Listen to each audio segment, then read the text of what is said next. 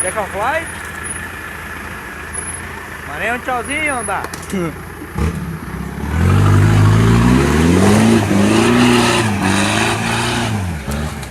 Ah, sem graça. Quem vai deixar pro último vai tomar. Ias com... Tá, faz. Vai passar cinto, bicho? É,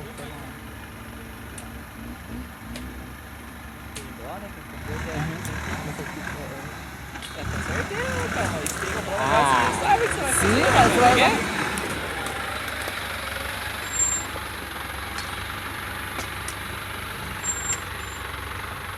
Tá na sombra pro lado, senão você vai ficar preto.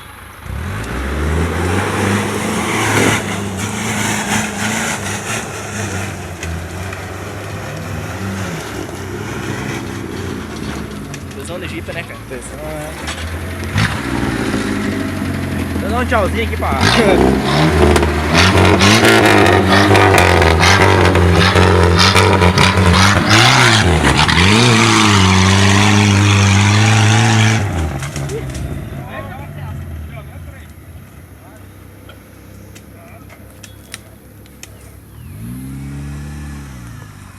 Não funcionou. Tira enquanto morto.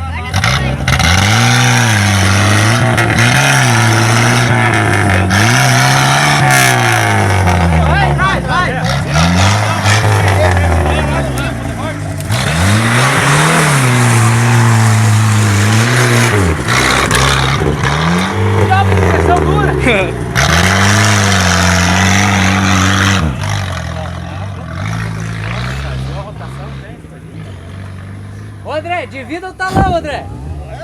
Isso aí do jeito que já passa esse coisinho. Passa. É logo do fortinho. Não, mas entra com o pneu no meio. Aí não tem. É que agora ficou bom. Viu? Você viu como é que subiu?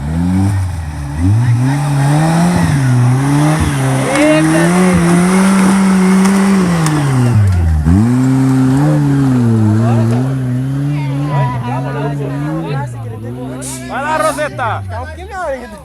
É. Turbinado? Fez um chicote que dá no volante. Mas que dá, você não segura, só faz assim o volante. Eu nunca deixo o dedo assim. Viu? Tá muito firme. E é uma rotação boa. Não, agora que você viu? Você viu? Eu? Primeiro ou segundo? Segundo. Primeira. Nossa, segunda sempre. Primeira é só pra, olha. Não parece muito,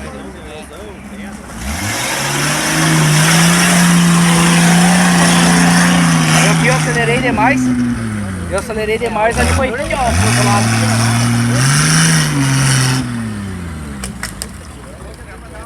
Louco de bom de tirar, né? Comanda com uma beleza, quando comanda pra lado.